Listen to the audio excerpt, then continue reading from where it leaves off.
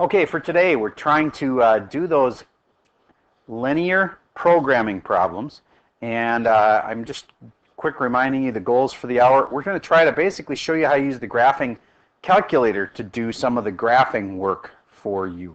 You're still going to have to do graphs on paper, but the graphing calculator can really help you to find, for instance, points of intersection between two lines, and it can even shade if you learn how to do it right. So I want you to grab your graphing calculator and get these notes up on your screen, and then I'll pause for a second while you do that. All right, so I'm going to show you how to make your graphs shade kind of like this, because that's what we were doing yesterday by hand. So everybody go into your y equals screen and type in negative 3x plus 6. Make sure you're using negative sign, not a minus sign.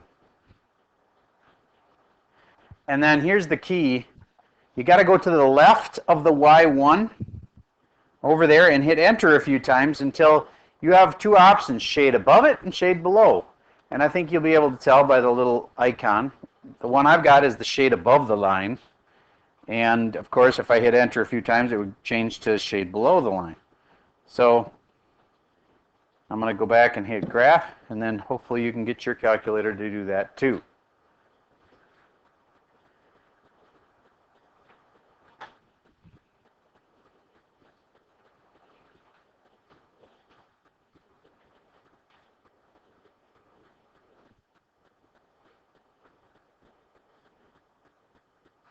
Okay, now let's go to the y equals, and let's put in another one.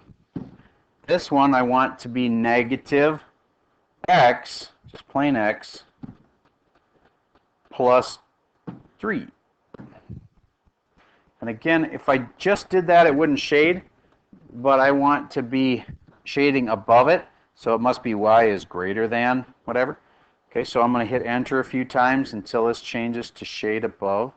There we go. And you have to arrow out of it, otherwise you'll change it again, you know. So, all right, there we go. And I hit graph. And now I can see where both lines cross. Now it gets a little messy even after only 2 lines.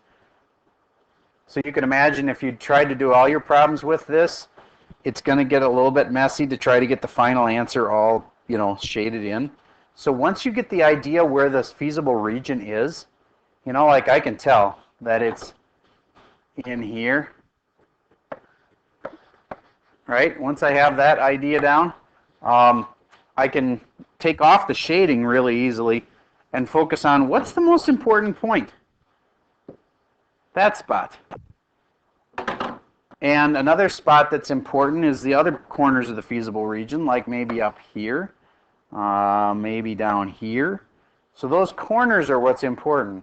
So let's talk about how we can tell where those things are intersecting. So let's go back over to the y equals, get it off of that goofy shading. Actually, let me show you, you can actually do intersect without you know, taking off the shading, just so you know. So let's do the intersect of those two lines. Second, calculate, intersect, it's number 5. And if I only have 2 lines on here, I can go enter, enter, enter, and it'll tell me where those 2 lines intersect. There's only one spot where they touch. It looks like there's a lot more spots because of all the shading going on, but those lines really only touch once. I can go enter, enter, enter. But if this had been one where I'd graphed like 3 lines, I would have to be careful I pick the right 2 lines for my intersect. But anyway, I am just going to do enter, enter, enter, and there it did. It jumped to where they cross, and the intersection is at 1.5, comma 1.5. Does that make sense to you?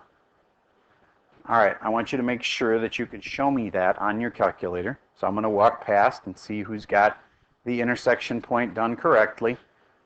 And if you're having trouble, please ask. Ask the kid next to you. If I'm near you, ask me.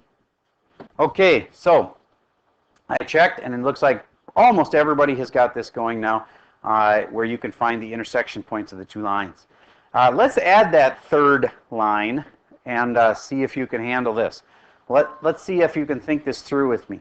We want one that will basically contain this and go like that, and it will shade underneath that line. Okay? So we need something that goes a little higher than the other one. The other one went up to 6. Let's have this one go up to 8. and then have a negative, what do you think for a slope?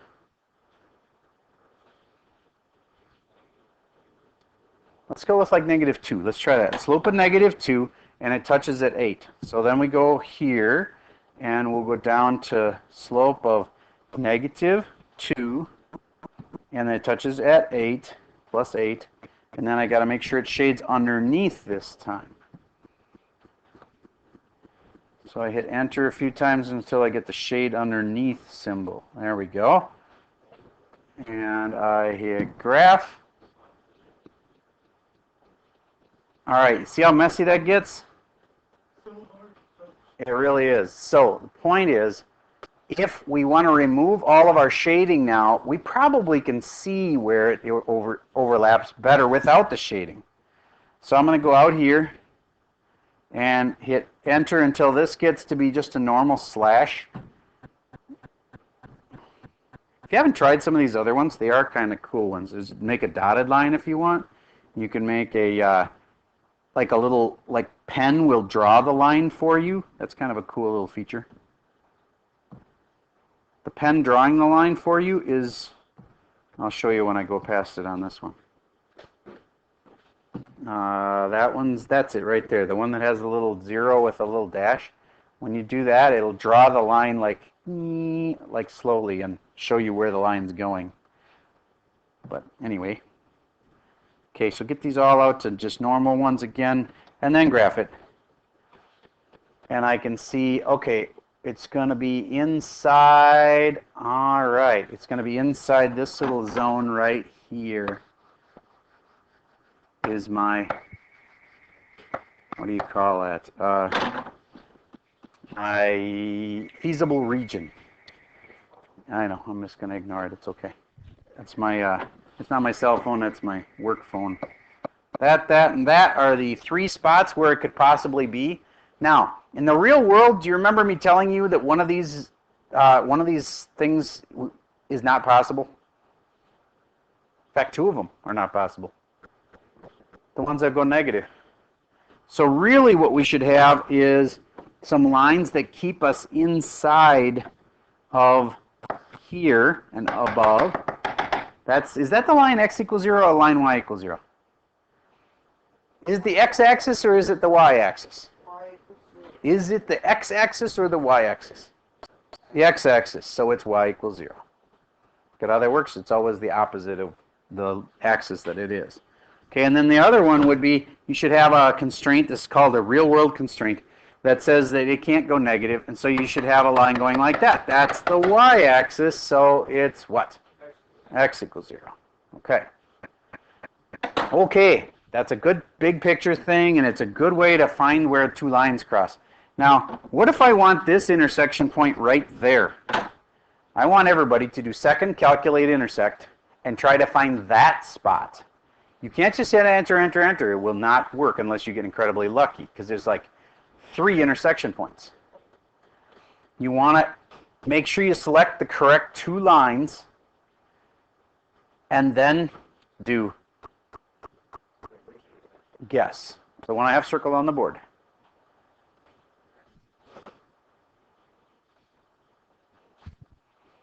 All right, so I'm going to go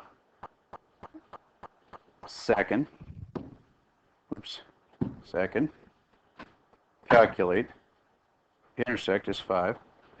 And it says first curve. Am I on the right? No. This first one it offers me, that's not what I want to be on. So I got to get off of that one and maybe arrow over to a different one. There. I used a down arrow and I jumped to the different line. It's that line. Enter. And the second curve, am I on the second curve now? I'm just going to move left, right a little bit and see. Yeah, I'm on the right other one. Good. Enter. And now I can just hit enter. Once you got the right 2 lines selected, it'll jump to the intersection point. Did you get 5, -2? All right, good. You need to know how to get those, because sometimes you're going to have graphs and you'll have a calculator, and it'd be really smart if you use the calculator to figure out where the 2 lines intersect. Okay. Now let's go over this linear programming in general again. I just showed you how to use the calculator. Like if I had these lines right here and I asked you to find where they intersected right here. You'd use second calculate intersect. Now the other thing you could do is take the equations for those two lines and solve by substitution the system of equations. And I'd like to talk that through once with you also. So everybody get to this slide right here. And first thing I want you to do is help me figure out what the equation for that red line is. You know it starts with y equals. What else do you know? Y-intercept is plus 6. Good. What else do you know? Slope is -3. I'm not sure it's -3. How do we know what the slope is? Well, we agree it's negative. It's going down as you read from left to right. You take a spot like this and you say, okay, well, this is also at a perfect lattice point, they're called. 1, 2, 3, down 3 over 2. -3/2. Now, on a calculator, you'd want that in a parenthesis. Fractions, it's really best on the graphing calculator to have them in parentheses. Okay, now let's talk about the black line. Write me an equation for the black line.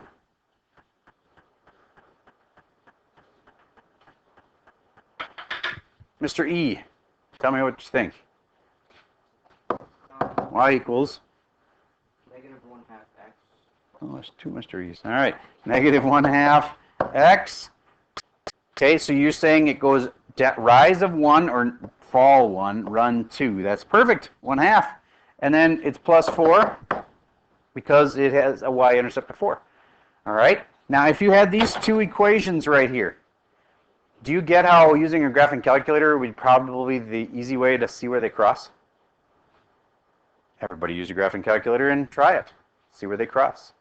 Use second calculate intersect. Remember, parentheses are smart on these. I'll pause for a second while you try that. Okay, so I'm going to try this. -3/2. First I got to get the negative going here. -3 divided by 2. And parentheses, and then x. And then plus 6. And then the other one is parentheses -1 divided by 2 and parentheses x, and then plus 4. And then I want to see where they cross. So first I would graph them, and then I go second, calculate where those two lines intersect, number 5. And then I can go enter, enter, enter, since there's only two lines there, and boom, 2, 3. Raise your hand if you had that one right. Okay, good. All right, so you can see how we could find that intersection point with the calculator. Now let's just make sure that you understand how to do that intersection point without the calculator. I would have to do this with algebra. If I'm trying to find where these two lines cross, I want to substitute this equation into this equation. Do you get that if it's really true that y is equal to that, then wherever I see a y, I can put -1/2 x plus 4. That means I see a y right there. So I could put, instead of this y right here, I could put -1/2 x plus 4. And then I just have to solve this system of equations. I just am solving it by using substitution. So I got the one equation, got the other equation here. I set them equal to each other, and now I just have to solve for x. It's a little bit of a pain because there's fractions involved. What number could I multiply by all the way through that fixes it so I have no fractions anymore? I multiply by 2 everywhere. And then I might multiply 2 here, and here, and here, and here. Everybody take it from there. Maybe you want to add a page to it or something. Get yourself some room to work. Okay, what?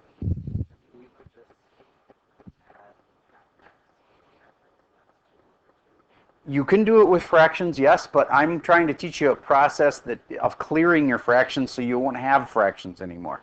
And you're right, there's a different way you could have done it that involved more fraction work, but clearing fractions is one of those key skills that I want to practice with you. So this becomes 2 times the 2, they'll cancel each other out, negative x plus 8 equals, that 2 cancels that 2, negative 3x plus 12. Raise your hand if you had that right. All right. If you didn't, take it from there, please. You should be able to solve this. This should be like the back of your hand. Piece of cake. Easy, easy. You got every variable on both sides. You just have to get the x's solved down.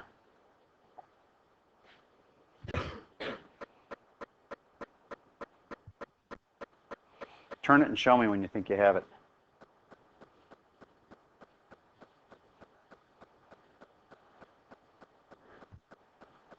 Yep. Nope, you're off a little bit. I think you forgot to divide.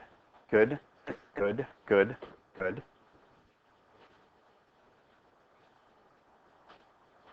Still waiting for several people. Good. Yep. Oh, close to the negative. You screwed up a negative. I think when you divided by your negatives, you didn't cancel them. So there should be no negative at the end. Yep. Good.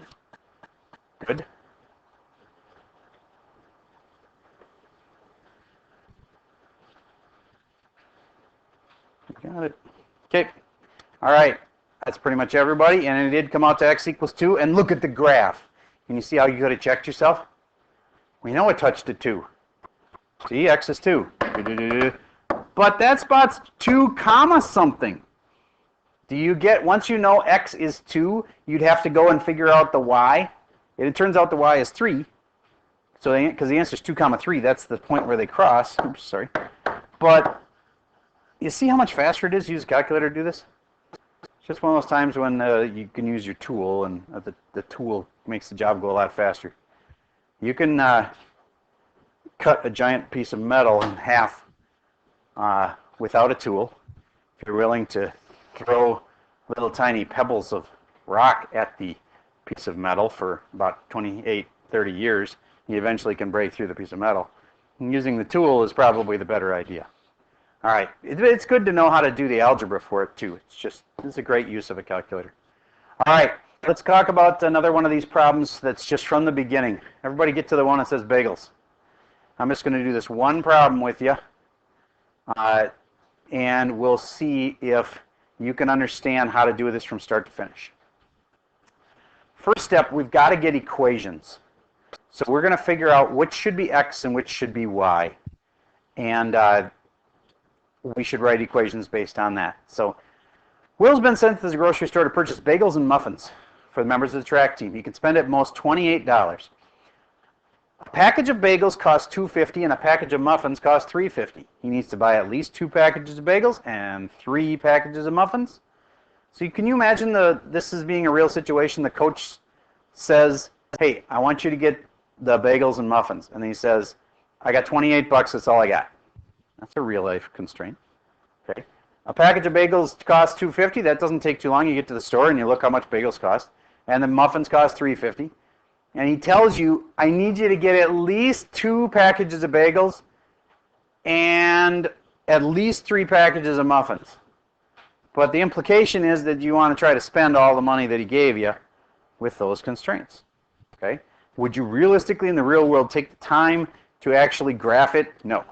But we're doing this with easy problems like this because in the real world where you'd actually take the time to do this, you're talking about multi-million-dollar businesses. Absolutely, they take time to maximize things like this. But the problems are really hard.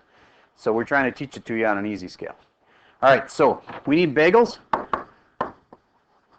to be X, and we're going to say muffins Y. Now we could have picked anything for those, but X and Y are the 2 logical choices because we have a graph that uses X and Y. Now we got to write these little equations. That's the hardest part by far. All right, he can spend at most $28. That means X plus the Y must be less than or equal to 28. But here's the problem. Like a lot of kids put that and they think that they've got it, but they didn't include what? If you do X and Y, that's just how many things of bagels you have and how many things of muffins you have. So what didn't they include? Yeah, the cost. The $2.50 and the $3.50. So how do you put that in? 2.5 on the X, very good, and 3.5 on the Y.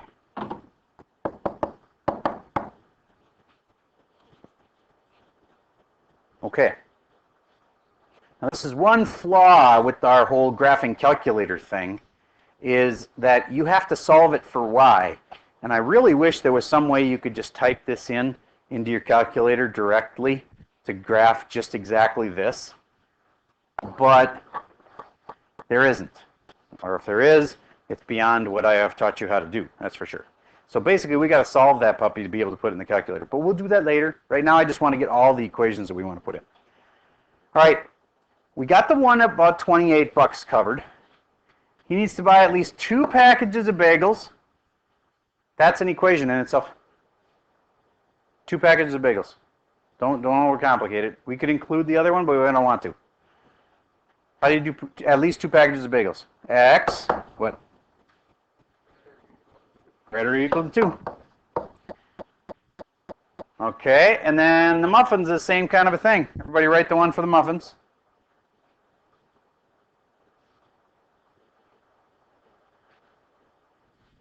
What's muffins? Y.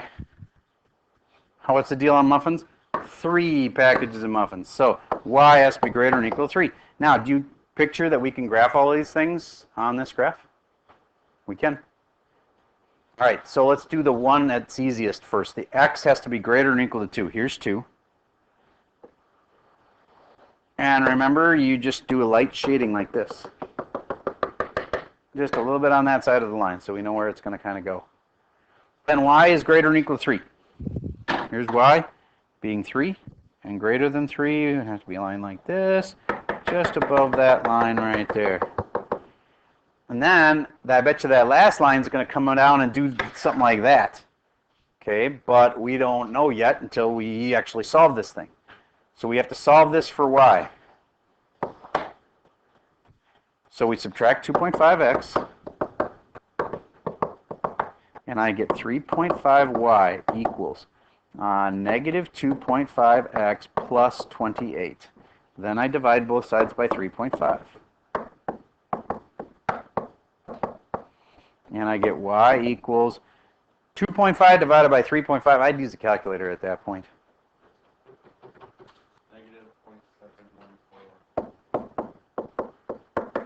Plus, and what's 28 divided by 3.5? Cool. Well, that's kind of nice in that it touches at 8. And I know it's got a slope of about -1, but not quite as steep as that. Okay, so -1, if I did do -1, it'd be going like this. But it's not quite that steep. So I'm going to say something like that. You see how it's going to be very powerful to be able to use a graphing calculator to find out exactly where these things cross? All right, so you take this and this and this. Those are the 3 areas. Remember, we're supposed to be less than or, oh, sorry, I had a equal to here. It's a less than or equal to this whole time. Dividing or multiplying by a negative would have made that sign switch the other way. But only multiplying or dividing by a negative. Okay, so here's my little feasible region. Exactly where did those lines cross? I'd use a calculator. And I put in, this one is tough to put in on the calculator, by the way. A vertical line. You get, because it's x is greater than or equal to 2. The only way you can do it is to put in 2 as a draw feature on your calculator. But if you draw a 2, you can't find where it intersects. So how could you find this spot right here?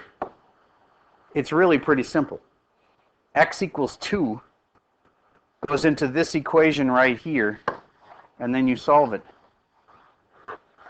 Get what I'm saying? The one line is x equals 2. That's this line right here. That's x equals 2. This other line is this one. And I put in an x equals 2. All All right, so I could use this equation too because we just solved it and it became that. And I could put a 2 in there. That'd probably be easier. All right, so if I'm going to put in a 2, I just have to take my calculator and type in negative 0.714 times 2 plus 8, and I'll find out exactly where they crossed. All right, another line I could find is this one. This one is easier to use a calculator to do. That's this line right here and this one. And how do you tell where they cross? Well, you can, again, put the 3 right in for the y and do it that way. Or use the calculator and actually do second calculate intersect and see where those 2 lines cross. All right. Now, the final, in this situation, all we had to do was tell what is the possible choices he had. He could have bought anything in here and have been, he would have followed the rules the teacher said if he bought anything in there. But do you get, if he went outside that box, he would be either spending too little money or too much money, or he wouldn't be getting enough packages of bagels, or he wouldn't be getting enough packages of muffins. So if he's inside here, he's okay. So that would have been the final answer, is the feasible region right there. And what exactly is this corner and this corner? You'd have to use your calculator. I would use second calculate intersect to see where those 2 lines cross. And if it's a vertical line like this one, then I would use, if x equals 2, you can put a 2 into this equation. Okay, that's a lot to learn. Understand, I don't want to talk all hour this hour, so I'm not going to do another example for you. I think you're ready to get going on your homework. So let's find your homework, and we'll talk about which one I want you to do. Okay, so here it is on Schoology. The one that's assigned on 5/20. It's this guy right here, and therefore it's these. So worksheet C, if you could get there right now, that'd be good. All right. Now, I really don't like the Mrs. Wilson's vitamins problem. So it is so complicated, and I don't think it's worth it. I think you will hate these problems after doing that problem. So, you already hate them. Too late, huh? All right, so I just want to focus on these other 2. So everybody get to Magician's Payment. Now notice, they've told us that they want X to be the student tickets and Y to be the non-student tickets. It's really true in the real world. You get a better deal if you're a student. Like if you want to go to the U of M football game and you're a student, you get a way better price than if you're anything other than a student, which could mean your little brother, or it could mean like adults. So, I mean, you guys are adults. Some of you. It all depends on how you define it. But people that are not students. So we have to go with non-student instead of adult. All right. The school is guaranteed an attendance of at least 1,000 and total receipts, that means money, of at least $4,800. Because, see, the magician guy is going to get amount of money based on how many people show up. All right. The tickets are $4 for students and $6 for non-students, of which the magician receives $250 and $450. So he gets a big cut of how much money you bring in on your concert. What's the minimum amount of money the magician could receive? And remember, the school has guaranteed him that they will have at least 1,000 people show up. So that he can't, I mean, otherwise he might fly all the way there, put on his little show, and there's like 6 people there and make no money. So they guarantee him 1,000. What? Question?